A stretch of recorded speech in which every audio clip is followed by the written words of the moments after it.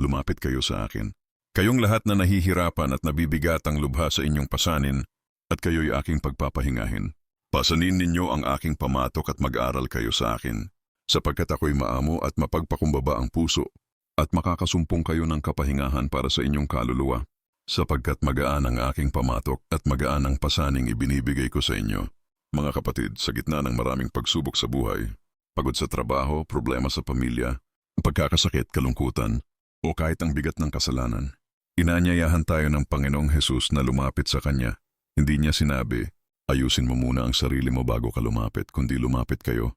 Ngayon, sa kung anong kalagayan ka man naroroon, ang paanyaya niya ay hindi para sa mga okay lang ang buhay, kundi para sa lahat ng nabibigatan, lahat ng sugatan, lahat ng pagod, at ang Kanyang pangako, kapahingahan.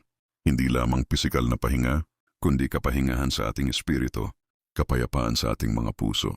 Ang sabi niya, pasanin ninyo ang aking pamatok, sapagkat magaan ito. Sa una, tila parang contradiction. Pamatok ay simbolo ng gawain, responsibilidad. Pero ang pamatok ni Kristo ay magaan dahil kasama natin siya. Hindi niya tayo pinababayaan sa laban ng buhay. At kapag kasama natin siya, ang anumang pasanin ay may kahulugan, may direksyon at may kalakip na biyaya. Ngayong araw na ito, kapatid, kanino ka lumalapit kapag pagod ka na? Kanino ka naghahanap ng pahinga? Sa Panginoon lang tayo makakasumpong ng tunay at ganap na kapahingahan. Isuko mo sa Kanya ang bigat na dala mo ngayon sa panalangin, sa pananampalataya, sa katahimikan ng puso. Come to me, sabi ng Panginoon. Huwag mong patagalin pa. Lumapit ka ngayon. Manalangin tayo.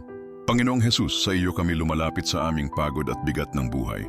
Salamat sa iyong paanyaya at pangakong kapahingahan. Turuan mo po kaming magtiwala at sumandal sa iyo araw-araw. Amen.